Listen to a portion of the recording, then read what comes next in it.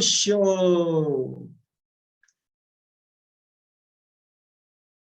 बहुत बहुत स्वागत और नमस्कार और बहुत बहुत शुभकामनाएं नए साल की आप सब मित्रों को।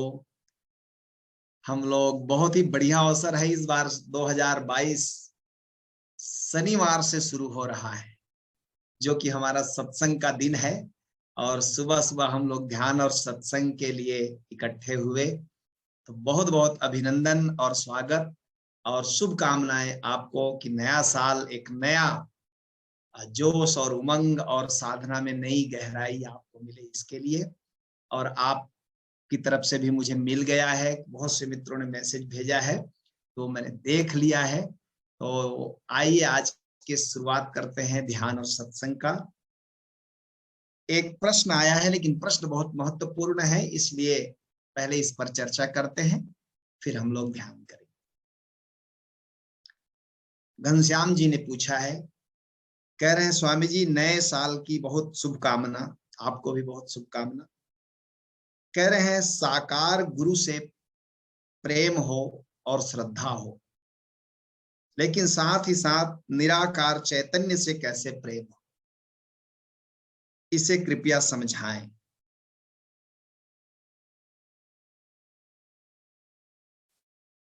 प्रेम को समझना चाहिए, क्योंकि अध्यात्म घूम फिर करके अंततः प्रेम पर ही आकर टिकता है। जिसने प्रेम नहीं जाना वो अध्यात्म के स्वाद को नहीं जान सकता। इसलिए प्रेम के शास्त्र को, प्रेम के संबंध को, प्रेम के गहराई को हर एंगल से जांचना, समझना और बार बार उस पर मनन करना चाहिए, क्योंकि प्रेम के अनुभव के बाद ही, प्रेम घटने के बाद ही समाधि का अनुभव होता है। प्रेम ही, ओशो तो कहते हैं प्रेम ही असली समाधि है, बाकी सब समाधि धारणाएं हैं। लेकिन प्रेम में आप मिठी जाते हैं तो शेष जो बचता है वो समाधि है। इसलिए प्रेम को समझना चाहिए।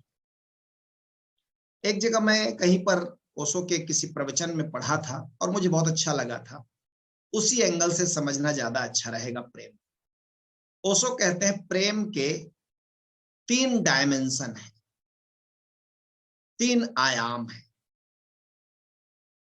किससे आपका प्रेम लगा, ये बड़ा महत्वपूर्ण है, क्योंकि ऐसा तो कोई व्यक्ति नहीं है दुनिया में जो बिना प्रेम के जीता हो। ऐसा कोई भी नहीं है। ये अलग बात है कि प्रेम किसी बड़े क्षुद्र चीज से लगा हो, लेकिन प्रेम के बगैर तो जी ही नहीं सकता। प्रेम तो होगा ही। तो पहला डायमेंशन कहते हैं वो सो प्रेम का है, वो है ज्यादातर जो 99% लोग जिस प्रेम को जानते हैं, वो प्रेम है वस्तुओं का प्रेम। आपके पास कार है, आप कार को बहुत प्रेम करते हैं। आपके पास मकान है, बहुत बढ़िया, आप मकान को प्रेम करते हैं। आपके पास बैंक में बहुत रुपया है, आप रुपया को प्रेम करते हैं। कुछ भी वस्तु के प्रति आपका लगाव बहुत है।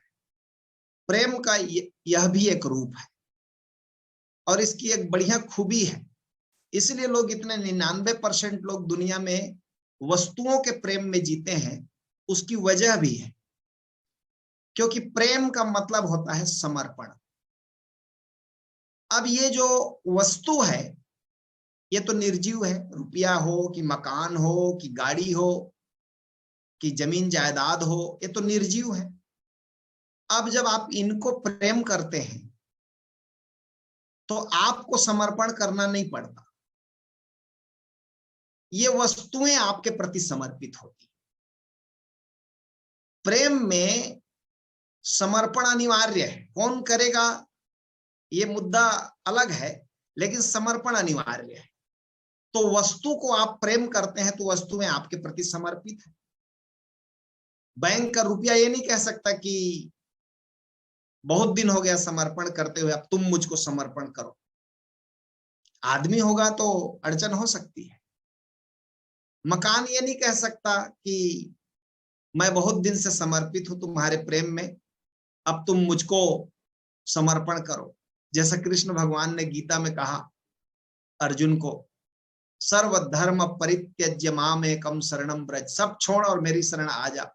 ऐसी मकान किसी दिन कह दे तो बड़ा मुश्किल हो जाएगा। तो मकान समर्पित है आपके प्रति, गाड़ी समर्पित है आपके प्रति, आप जहां चाहे ले जाएं। आधी रात को भी कार को कहेंगे कि चल अभी मेरे को 50 किलोमीटर दूसरे शहर जाना है, तो गाड़ी ये नहीं कह सकती कि मेरा मूड नहीं है जी, आज मेरा तबीयत खराब है, सिर में मेरे दर्द है। गाड़ी कुछ कह ही नहीं सकती, समर्पित है। तो वस्तुएं चूंकि हमारे लिए समर्पित हैं, इसलिए वस्तुओं को प्रेम करना आसान है, उसमें एक तरह की तृप्ति मिलती है।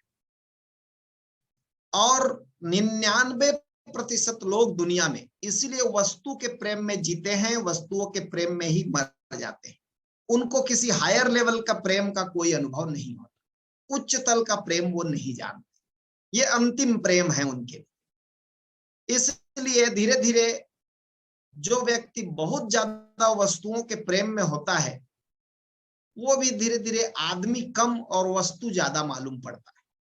क्योंकि जिसके हम प्रेम में होते हैं, धीरे धीरे संगति में, उसके संग साथ में उसके जैसे गुण हम में आ जाते हैं।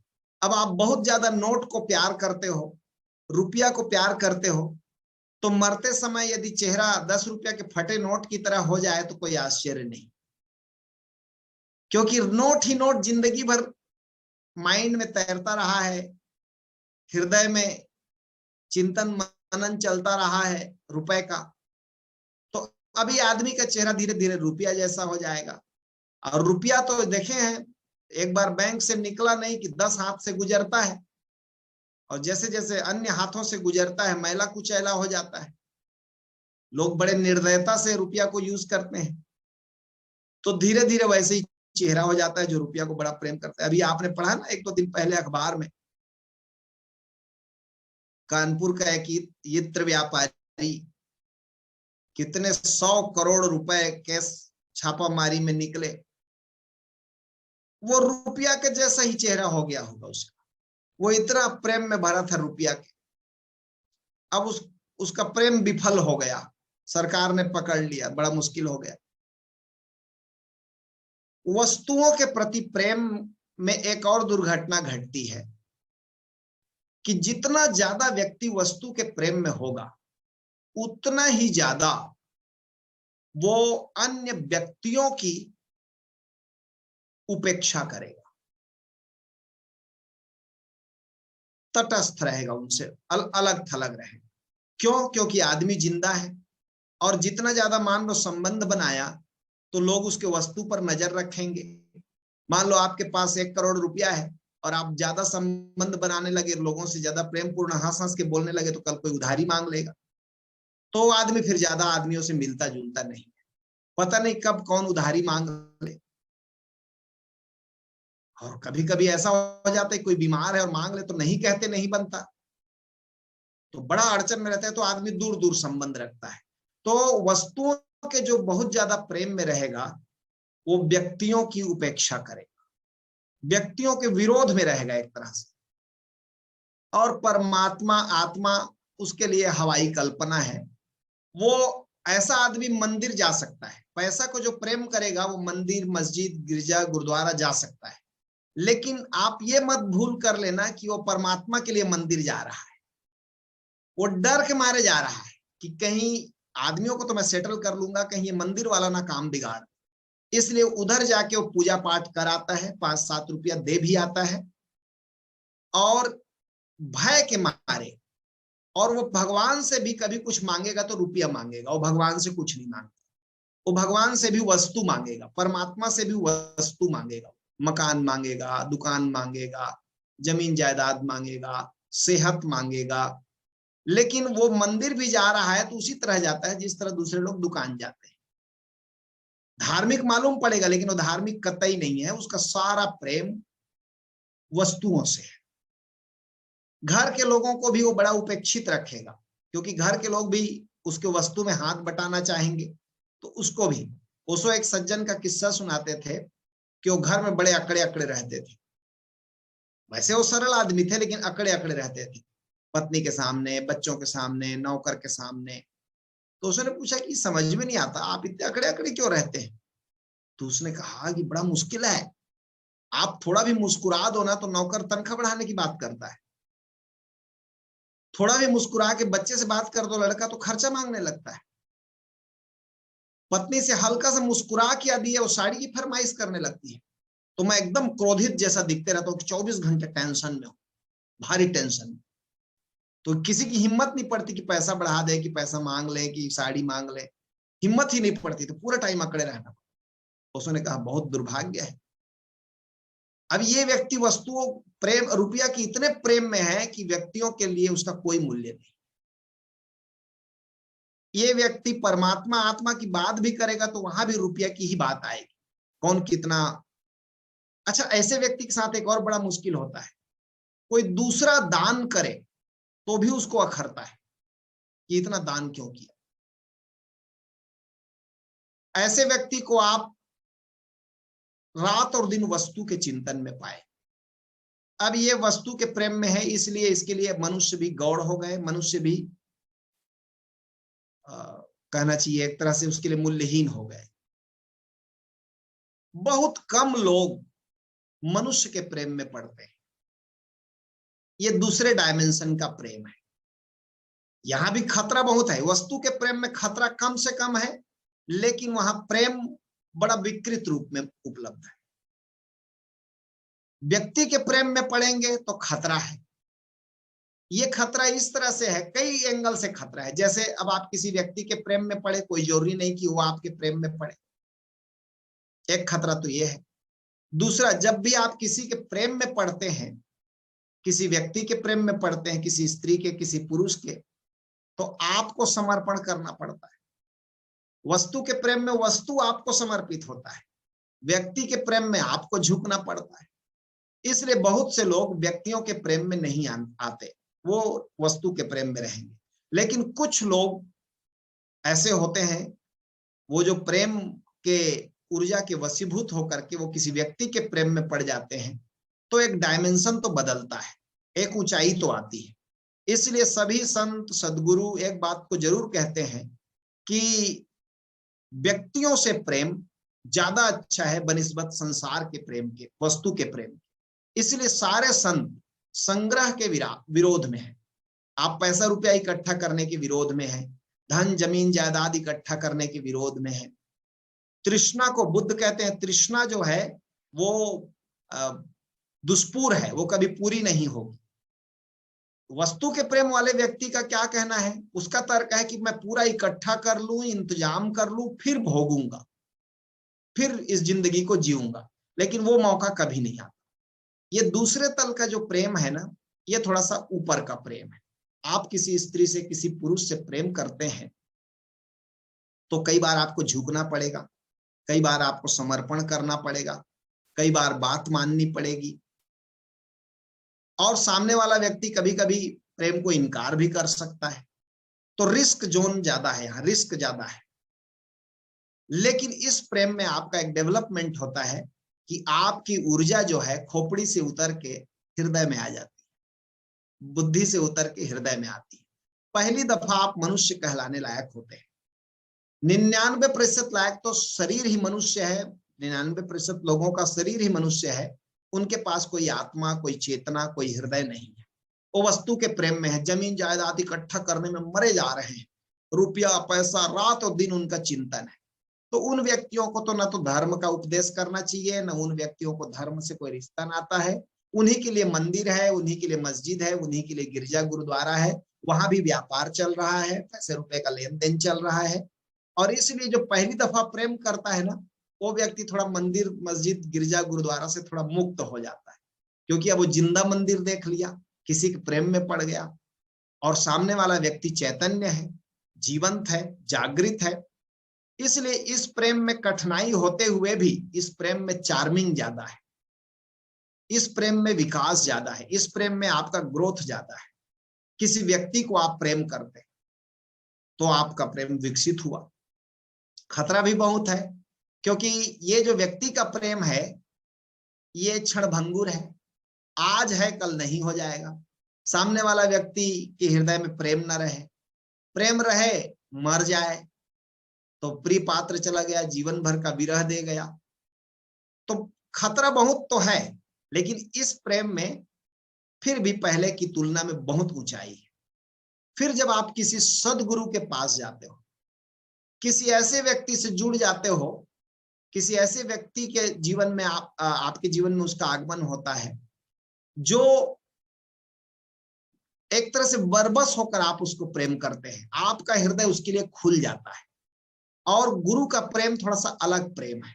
संसार के सभी रिश्ते नाते को हम चुनते हैं, लेकिन गुरु को हम चुनते नहीं। एक तरह से वही हमें चुनता है, वही हमें सेलेक्ट करता है।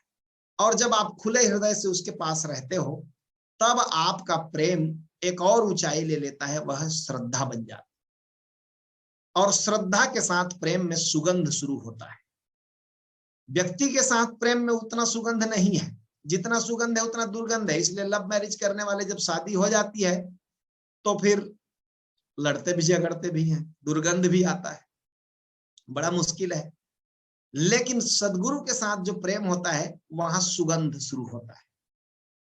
इसलिए श्रद्धा को सभी धर्मों ने बड़ा मूल्य दिया है।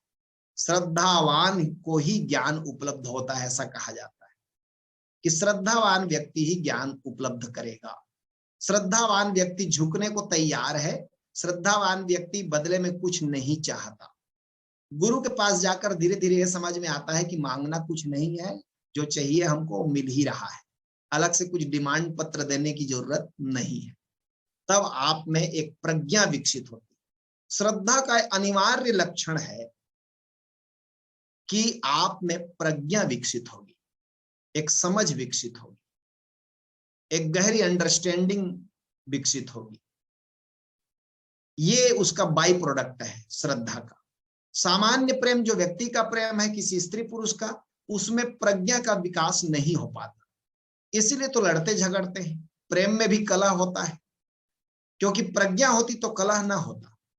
लेकिन जैसे जैसे हम सदगुरु से जुड़ते हैं तो सदगुरु का प्रेम श्रद्धा का रूप ले लेता है, और उसमें ऐसी प्रज्ञा विकसित होती है जिसमें आप धीरे धीरे हृदय के तल पर पूरी तरह से जीना शुरू करते हैं। जब किसी व्यक्ति की ऊर्जा हृदय चक्र पर आ जाती है, तभी वो श्रद्धावान हो सकता है, सदगुरु के प्रति खुला रह सकता है। तब गुरु का चलना, बोलना, उठना, बैठना सब आकर्षित करने लगता है। और एक बार साकार गुरु से प्रेम हो गया, उस पर श्रद्धा आ गई, उसके अनुपस्थिति के बावजूद आप उसके तरंग में डोलते हैं, उसकी याद में आपको मजा आ जाता है, उसकी याद से ही आंखों में आंसू आने लगते हैं। तब अब आपको आखिरी चरण उठाने की जरूरत नहीं है, आखिरी चरण परमात्मा खुद उठाता है। निराकार से प्रेम अपने आप होता है, क्योंकि आप गुरु के आकार से ही थोड़ी प्रेम करते हैं। धीरे धीरे आकार को प्रेम करते करते उसमें निराकार चैतन्य दिखाई पड़ने लगता है। और ओशो के शब्द दोहराऊं तो बड़ा अच्छा लगेगा आपको कि गुरु की आंखों से परमात्मा ही आपको देखता है। आंख, चमड़ी की आंख तो गुरु की है, शरीर तो गुरु का है, लेकिन उसके भीतर से झांकता परमात्मा ही आपको देखता है। तब तो गुरु की याद ही परमात्मा की याद हो जाती है, तब तो गुरु का प्रेम ही परमात्मा का प्रेम हो जाता है। तब फिर अलग से चौथे लेवल के निराकार के प्रति प्रेम को डेवलप करने की जरूरत नहीं पड़ती, वो प्रसाद है। बाकी सब इतने दूर तक प्रयास है, लेकिन निराकार के प्रति प्रेम जो है प्रसाद है। इसलिए कोई भी संत ये नहीं कहता कि मैंने अपने प्रयास से परमात्मा को पाया। सभी संत एक बात पर सहमत है कि परमात्मा की कृपा से जाना, उसकी कृपा हुई तब जाना। वो कहते हैं ना, जा पर कृपा राम की होई, ता पर कृपा करे सब कोई। राम ने कृपा की तो सब ने सहारा दिया और मैंने जाना। तब आप उसको प्रसाद की तरह लेते हैं, कृपा की तरह लेते हैं, करुणा की तरह लेते हैं, उसकी अनुकंपा की तरह लेते हैं। ये तीन तक हमें डेवलप होना है। इसलिए जब आपने पूछा कि कैसे निराकार के प्रति प्रेम बढ़े, तो मैं एक चीज कहूंगा घनश्याम भाई आपको कि धीरे धीरे धीरे, एक तो जितना ज्यादा वस्तुओं से प्रेम कम हो उस तरफ बढ़िए। वस्तु के प्रति, क्योंकि संसार में चारों तरफ लोग 99% लोग वस्तुओं के प्रेम से भरे हुए लोग हैं, तो वो आपको भी बार बार उस कुमार्ग में डालने की कोशिश करेंगे। चार जमीन और खरीद लो, अरे बैंक में बैलेंस और बढ़ा लो, फलाने धंधे में और पैसा लगा दो। तो ये जो सलाह है ये आपको डुबाने वाला सलाह है। मैं ये नहीं कहता कि पैसे की जरूरत नहीं है, उपयोगिता नहीं है, उसकी जरूरत है, उसकी उपयोगिता है, लेकिन जिस दाता ने अब तक आपको दिया है क्या आगे नहीं देगा, उस पर भरोसा नहीं करना चाहिए। एक कवि ने बड़ी प्यारी पंक्ति लिखी है, मुझको एक ही पंक्ति याद है लेकिन उस पंक्ति को बार बार दोहराता हूं मैं। और कवि भरोसा देता है कि सोचो जब तुम पैदा हुए तो तुम मां के गर्भ में थे, और जैसे ही पैदा हुए तो तुम्हारे पैदा होने के 3 महीना पहले, 2 महीना पहले मां के स्तन में दूध बनना शुरू होता है। उसके पहले मां के स्तन में दूध नहीं होता। जब बच्चा गर्भ में होता है 1 महीने 2 महीने का, तब मां के स्तन में दूध नहीं होता। जब बच्चा 7 महीने 8 महीने का होता है तब दूध बनने की प्रक्रिया शुरू होती है, क्योंकि मेहमान आने वाला है तो उसके भोजन की तैयारी हो रही है। जब बच्चा पैदा होता है तब मां का स्तन दूध से भर जाता है। तो कवि कहता है कि जब दांत न थे, जब तुम्हारे दांत न थे, तब तुम्हारे लिए कितना बढ़िया भोजन तैयार किया परमात्मा ने। मान लो जन्मते कि तुमको रोटी खानी पड़ती, मक्के की रोटी और सरसों की साग दे देता परमात्मा, खा। जन्मे थे अभी अभी पैदा हुए और खाओ। केरल में पैदा हुए हो तो इडली और डोसा, तो कैसे करते, मुश्किल हो जाता। दांत ही न थे, बिना खाए मर जाते। तो कवि कहता है जब दांत न थे तब दूध दियो, अब दांत दे तो का अन्न न दे है। जिसने जब दांत न थे और दूध दे दिया, अब दांत दिया है, मुंह दिया है, तो खाने को न देगा, लेकिन हमारे हवस का कोई अंत नहीं है, हमारी महत्वाकांक्षाओं का कोई अंत नहीं है। अब वो आदमी पागल ही है जो इत्र व्यापारी है, छोटे मोटे पागल हम सब हैं, लेकिन वो थोड़ा सीमा से बाहर चला गया। वो केवल इकट्ठा करता रहा, वो खुद बस में चलता था, स्लीपर चप्पल पहन के चलता था, लेकिन नोट का अंबार पहाड़ खड़ा कर दिया था। ऐसे छोटे मोटे पागल हम सब हैं। हम रात और दिन प्लानिंग करते रहते हैं। अभी कई लोग नया साल का पहला दिन है तो प्लानिंग करेंगे, इस साल मुझे अपना संपत्ति इतना बढ़ाना है, चाहे आत्मा मारनी पड़े तो मर जाए। पागल लोग हैं। नहीं, अब जितना ज्यादा वस्तुओं से प्रेम नहीं करना है, वस्तुओं का उपयोग करना है। हम उल्टा करते हैं, व्यक्तियों को प्रेम करना चाहिए, वस्तुओं का उपयोग करना चाहिए। हम क्या करते हैं, उल्टा करते हैं, वस्तुओं को प्रेम करते हैं और व्यक्तियों का उपयोग करते हैं। एकदम गंदी बात, गलत बात। व्यक्ति को प्रेम करना है, वस्तु का उपयोग करना है। मकान है, दुकान है, खाने पीने का सामान इकट्ठा करना है, ठीक है, इतना जरूरी है, लेकिन एक विकृत मानसिकता की तरह 24 घंटे धन का चिंतन, संपत्ति का चिंतन, भविष्य का चिंतन, ये पागलपन नहीं है तो क्या है। ऐसा आदमी न तो ध्यान करेगा, न ऐसा आदमी आत्मा परमात्मा में उत्सुक होगा। और 99% लोग दुनिया में, 8 अरब की आबादी में 99% लोग थोड़े मोड़े लोग नहीं है, सब वस्तुओं के प्रेम में जीने वाले लोग। अब बड़ा मुश्किल 1% लोग व्यक्तियों के प्रेम में जीते हैं, और 0.000 बहुत सारा लगा दीजिए, 1% लोग परमात्मा के प्रेम में जीते हैं, गुरु के प्रेम में। तो निश्चित ही इस सभा में जितने लोग बैठे हैं जूम में, हम लोग बड़े सौभाग्यशाली लोग हैं। कम से कम हमारे भीतर में एक करवट तो हुई है, सदगुरु से प्रेम जगा है, गुरु के प्रति एक श्रद्धा उठी है। तो आप अपनी पीठ थपथपा सकते हैं कि शाबाश बेटा, इस जन्म में तो तूने एक कमाल किया है। नहीं पुलकित, अपना पीठ थपथपाना है, चेतना का नहीं, ठीक है। तो एक बात तो अच्छी हुई कि अपना पीठ थपथपा सकते हैं कि इस जन्म में गुरु मिले, सदगुरु के प्रति श्रद्धा जगी, प्रेम का आविर्भाव हुआ, और पिछला 2 प्रेम को पार करके हम और ऊपर के पायदान पर आ गए। तो एक तो बढ़िया चीज हुई, इसको विकसित करना है। इस नए साल में संकल्प लेना है वस्तुओं का हम उपयोग करेंगे, लेकिन वस्तु के प्रेम में हम नहीं पड़ेंगे। वस्तु के प्रेम में धीरे धीरे वस्तु हो जाएंगे नहीं। तो धीरे धीरे इस तरफ प्रेम की ऊर्जा को व्यक्तियों की तरफ प्रवाहित कीजिए, और व्यक्तियों के प्रति जो प्रवाहित हो रहा है उसको धीरे धीरे सद्गुरु की तरफ प्रवाहित। सद्गुरु इस संसार में जीवित परमात्मा है। सद्गुरु इस संसार में साकार परमात्मा है। वही दिखाई आंख से, इन चमड़ी की आंख से दिखाई पड़ने वाला परमात्मा है। और ये मैं नहीं कह रहा हूं, सारे संत कहते हैं इस बात। आपके संस्कृत के उपनिषदों के श्लोक देखिए, गुरुर ब्रह्मा गुरुर विष्णु गुरुर्देवो महेश्वर, गुरु साक्षात परब्रह्म। और कैसे कहेंगे? कह रहे हैं गुरु साक्षात दिखाई पड़ने वाला परमात्मा है। आप उसको व्यक्ति मानते हो तो कबीर साहब की डांट सहनी पड़ेगी। आप जो कोई व्यक्ति आदमी के शरीर में अपने जैसे शरीर देखकर गुरु को भी शरीर मानता है, कबीर साहब ने एक लात मारा है उसको, ऐसे आदमी को। और क्या लिखा है? गुरु मानुष करी जानते, ते नर कहिए अंध। कहते हैं ये अंधा आदमी है जो गुरु को मनुष्य के शरीर में देखकर मनुष्य समझता है। गुरु मानुष करी जानते, ते नर कहिए अंध, महा दुखी संसार में आगे जम के फन। वो यहां भी दुख पाएगा, उधर मरने के बाद भी दुख पाएगा। तो ये तो सारे संत कह रहे हो, कबीर साहब को तो ऊपर ओवरलैप कोई नहीं कर सकता। वो कह रहे हैं गुरु ही परमात्मा है। परमात्मा को देखने जाना है, गुरु को देख के आ जाओ, हो गया। और जब गुरु से प्रेम हो गया तो परमात्मा से प्रेम हो गया। तो इसलिए इस सभा में जो हम 100 लोग बैठे हैं तो बड़े लकी लोग हैं, सौभाग्यशाली लोग हैं इस मामले में कि गुरु के प्रति प्रेम है हमारे हृदय में। तब तो हम जुड़े हैं, तब तो उसकी वाणी को इतना सुन रहे हैं। नहीं तो कई लोग तो कल रात न्यू ईयर मनाए, अब वो 2 तारीख को उठेंगे। इतना पी गए हैं कि अभी वो न्यू ईयर कहाँ पर है उनको पता ही नहीं है। मैं समझ गया तब।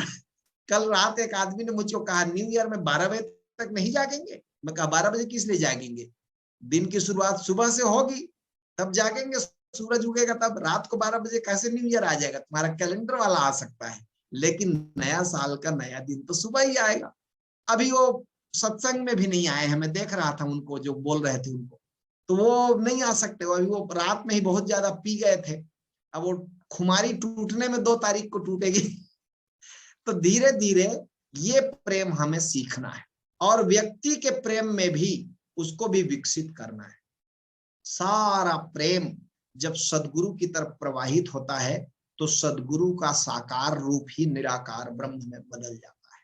फिर अलग से किसी ब्रह्म और अलग से किसी परमात्मा की जरूरत आपको नहीं पड़ती। आप समझ पाते हो एक ही चैतन्य का विस्तार पूरे जगत में। जो शरीर में, पिंड में छोटा सा दिखाई पड़ता है, वही पूरे ब्रह्मांड में विराट रूप में व्याप्त है। और प्रेम का मतलब एक ही है, ज्यादा से ज्यादा हृदय के तल पर जीना। बुद्धि के तल को बार बार, क्योंकि हमारी सारी शिक्षा दीक्षा जो है बुद्धि की हुई है। इस युग में सर्वाधिक नास्तिक लोग जी रहे हैं। वजह ये नहीं है कि सब लोग गड़बड़ लोग हैं, कोई गड़बड़ नहीं है। सारी शिक्षा असल में नास्तिकता की होती है। हम बच्चों को भूगोल पढ़ाते हैं, विज्ञान पढ़ाते हैं, लेकिन कोई व्यक्ति प्रेम, हृदय में जीना, प्यार करना, पेड़ को, पौधे को, पशु को, पक्षी को, नदी को, पहाड़ को, संवेदनशीलता को विकसित करना, कोई एजुकेशन पॉलिसी में नहीं है, किसी स्कूल कॉलेज में नहीं। हम सारी शिक्षा दीक्षा हमारी इंजीनियरिंग की, मेडिकल की, आर्ट्स की, कॉमर्स की, साइंस की वस्तुवादी है। वस्तु के प्रति में अधिक से अधिक जानकारी रखो तो तुम ज्ञानी हो, ये पागलपन है। लेकिन वैज्ञानिक बहुत सारी जानकारी रखता है, लेकिन प्रेम में 0 है, कुछ नहीं जानता प्रेम के मामले। और धन्य भागी हैं वे लोग जो कुछ नहीं जानते, लेकिन कबीर साहब जैसे पढ़े लिखे नहीं है, लेकिन प्रेम से लबालब है जिनका हृदय। कोई उनके पास जाता है तो नहा जाता है उस प्रेम में। ऐसे व्यक्ति ज्यादा लकी है। लेकिन इस युग में इक्के दुक्के मिलेंगे आपको, खोजने में बहुत मुश्किल है। क्योंकि हम कहते थे, पहले जमाने में कहते थे पश्चिम के लोग नास्तिक लोग हैं, पूरब के लोग आस्तिक लोग हैं। लेकिन अब पूरब भी पूरब नहीं बचा। पूरब में भी वही शिक्षा चल पड़ी, पश्चिम की वस्तुवादी शिक्षा, मैकाले की पद्धति, और सारे देश वही शिक्षा दीक्षा को अडॉप्ट कर लिए। तो धीरे धीरे अब पैसा, रुपया, धन, जमीन, जायदाद, मान सम्मान, यही हमारी शिक्षा के मुख्य होंगे। सफलता कैसे प्राप्त करें, इस पर बड़े बड़े सेमिनार होते हैं, और जो लोग अच्छे वक्ता हैं कि सफलता कैसे प्राप्त करें, उनको एक लेक्चर का लाख लाख रुपया मिलता है। और वो क्या सिखाते हैं? सफलता कैसे प्राप्त करें। और सफलता में एक ही चीज सिखाते हैं, कैसे दूसरे के गर्दन में पैर रखकर ऊंचा चढ़ जाए, कैसे लाखों लोगों के लाश को रौंदते हुए तुम सबसे बड़े सीट में बैठ जाओ। यही तुम्हारी सफलता है। सब अखबार में तुम्हारे फोटो छप जाए, सब टेलीविजन में तुम्हारा चित्र आ जाए, तो तुम दुनिया के सफल आदमी हो, भले ही तुम्हारा हृदय रेगिस्तान हो गया हो ही जाएगा इतना सब करते करते। जो बहुत ज्यादा दौड़ भाग में लिप्त है, वो व्यक्ति हृदय को सींचने के लिए उसके पास समय कहाँ है। धर्म जो है वो एक तरह से एक यही विधा सिखाती कि कैसे धीरे धीरे आप हृदय को विकसित करो, क्योंकि बुद्धि से तो परमात्मा, आत्मा, ये सब बिल्कुल संभव नहीं है जान। हृदय को कुछ कुछ उसका अनुभव होता है, इसलिए हृदय से उसका रास्ता निकलता है। तो धीरे धीरे ना ऐसी विधियां करिए आप अपने जीवन में, ऐसी जीवन शैली डेवलप करिए जिसमें प्रेम आपका विकसित हो। एक सज्जन मेरे मित्र थे, बड़े अच्छा लगता था मुझको। वो मान लो किसी को कह दिए कि मैं तुम्हें 500 रुपया दूंगा, तो दूंगा कहे और तुरंत खोजने लगते थे और दे ही देते हैं। मैंने उनको पूछा, कहा स्वामी जी आप बाद में भी दे सकते हो। बोले नहीं, मन बदल जाएगा तो। अभी मैंने देने की बात कही है और 1 घंटे बाद मेरा मन बदल गया तो, क्योंकि मन में तो वश नहीं है हमारा, इसलिए मैं तुरंत छुट्टी पाना चाहता हूँ। और मान लो नहीं दिया और मन बदल गया या मैं मर गया, तो फिर मुझको जन्मना पड़ेगा उसके लिए देने के लिए, क्योंकि मैंने वादा कर दिया है। मुझे बहुत अच्छा लगा ये वचन उनका सुन के, कि जो शुभ है उसको तुरंत करना है, तुरंत, बिल्कुल पोस्टपोन नहीं करना है। हम लोग क्या करते हैं, ज्यादातर लोग उसको पोस्टपोन करते हैं, कल से करें, परसों से करें। अशुभ को पोस्टपोन करना है, शुभ को नहीं करना है, शुभ को तुरंत करना है। और मन हमेशा तर्क करेगा, बुद्धि तर्क करेगा। स्वामी जी भाषण देते हैं तो अच्छा तो लगता है, लेकिन तू चिंता मत कर, तू ज्यादा समझदार है, तू कल कर, ऐसा आपका मन, आपका बुद्धि सब कहेगा। तो धीरे धीरे इसको वस्तुओं से हटाना है, प्रेम को व्यक्तियों की तरफ मोड़ना है, और व्यक्ति से उसको और ऊंचाई देकर सदगुरु की तरफ मोड़ना है। फिर इन सब के प्रसाद स्वरूप परमात्मा का प्रेम अपने आप जाग जाता है।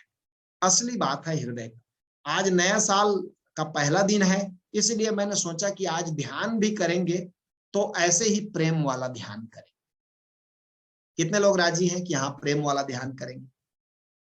वाह, बहुत बढ़िया, सब लोग राजी, थैंक यू। तो प्रेम वाला ध्यान में आज हम लोग पहले एक उत्सव मनाते हैं, नृत्य करते हैं। नृत्य क्या करता है? नृत्य आपको हृदय पर ला देता है तुरंत।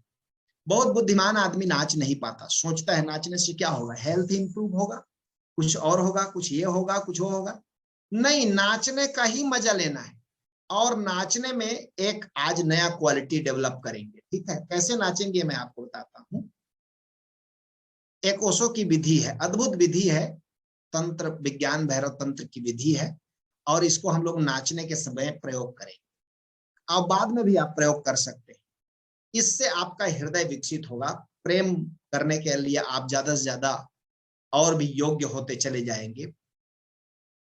आप कल्पना करना, जस्ट नाचते समय नाच रहे हैं और उस समय कल्पना करना है कि मेरे शरीर में सिर नहीं है, सिर नहीं है, सिर विहीन होना।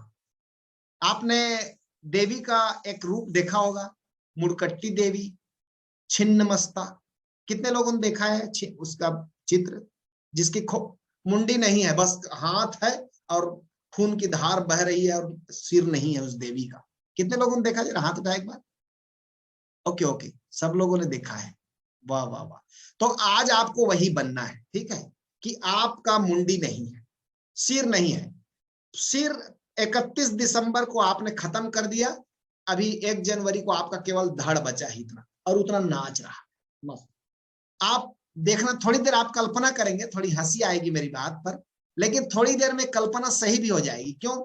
जापान में ओशो ने बताया, एक जगह जापान में सैकड़ों साल तक लोग, आप उनसे, पश्चिम के लोग जाते और पूछते कि भाई साहब आप, जैसे आपको मैं पूछूं, आप कहां से सोचते हैं, अपने शरीर में सोच विचार कहां से आता है, तो आप कहां पर इशारा करेंगे? ऐसा करेंगे। सबने अभी ऐसा किया मेरे पहले ही। मैं पूछूंगा आप कहां सोचते हैं, तो आप ऐसा कहेंगे। जापान के लोगों को आप पूछते, आज से 100 साल पहले की बात, अब तो 100 साल में वो भी बिगड़ गए, आज से 100 साल पहले जापान के आदमी को पूछते आप कहां से सोचते हैं, तो पेट की तरफ इशारा, यहां से, पेट से। और सचमुच में ये धारणा है, आप केवल एक गहरी धारणा के शिकार हैं कि आप यहां से सोचते हैं। सोचने का सिर से कोई मतलब ही नहीं, केवल एक गहरी धारणा है, केवल एक गहरी मान्यता है। क्योंकि ऊर्जा केवल सिर में ही नहीं रहती, आपके पूरे शरीर में बहती है। और ऊर्जा ही, वो जो जीवन ऊर्जा है, वही मनन करती है, वही चिंतन करती है, वही सोचती है। लेकिन हमारा सारा आइडेंटिफिकेशन, धारणा यहीं पर है। तो आप कल्पना करना थोड़ी देर, आप सिर विहीन होकर नाच रहे हो देवी की तरह। सिर नहीं है, मुंडी नहीं है, मुंडी काट के फेंक दिया गया है और शरीर मस्त जीवंत है। तो आप पाएंगे धीरे धीरे आपकी सारी ऊर्जा हृदय में आ गई। और आप ये भी महसूस करना, चूंकि मुंडी कट गई है, इसलिए परमात्मा की जो ऊर्जा है, ब्रह्मांडी ऊर्जा, सीधे शरीर में प्रवेश कर रही, सीधे हृदय में आ रही। तो डांस करने में मजा आएगा। फिर उसके बाद इस ध्यान में हम लोग कम से कम 15-20 मिनट अलग अलग गीत में नृत्य करेंगे। और उसके बाद सरेंडर, फिर शवासन में लेट करके सब ऊर्जा को पृथ्वी को दे देंगे। जो ऊर्जा हमको मिली है परमात्मा की तरफ से, उसको दान कर देंगे। दान से हृदय विकसित होता है। इसलिए ओशोधारा में या सभी धार्मिक संस्थाओं में या सभी धर्मों में दान को मूल्य क्यों दिया जाता है? क्योंकि बुद्धिमान आदमी दान नहीं करेगा। जो बुद्धि की मानकर चलेगा, वो आदमी तो पैसा देंगे तो आपके पास पैसा कम हो जाएगा। और आप गुरु को पैसा दे रहे हैं, संघ को पैसा दे रहे हैं, दान कर रहे हैं, तो ये तो खोपड़ी का काम नहीं है, ये तो समझदार आदमी का काम नहीं है, ये तो हृदय वाले आदमी का काम है, प्रेम वाले का काम है। देखते हैं आप संसार में भी, जब आप किसी से प्रेम करते हैं तो क्या करते हैं? गिफ्ट देते हैं। छोटा मोटा ही गिफ्ट सही, लेकिन गिफ्ट देते हैं। जिससे प्रेम हुआ उसको आप कुछ देना चाहते हैं। तो हृदय का स्वभाव है देना और बुद्धि का स्वभाव है लेना। इसलिए जितना ज्यादा जो बुद्धि केंद्रित जिएगा, वो लेने की भाषा में सोचेगा। जो जितना ज्यादा हृदय केंद्रित जिएगा, वो उतना देने की भाषा में सोचेगा। तो हम अभी, जब सिर नहीं रहेगा, तो आप देखना हृदय आपका विकसित होना शुरू, तो नाचेंगे और सब जो ऊर्जा मिली रहेगी उसको भी नहीं रखेंगे। अंत में शवासन में लेट करके धरती को दे देंगे, बिखेर देंगे, धरती में फैला देंगे। ठीक है? तो सब लोग ठंड की सुंदर सुबह में खड़े हो जाएं, डांस करेंगे, नृत्य करेंगे और नए साल का पहला दिन नृत्य से शुरू करेंगे। नृत्य के साथ ध्यान भी होगा। रेडी हो जाए सब लोग।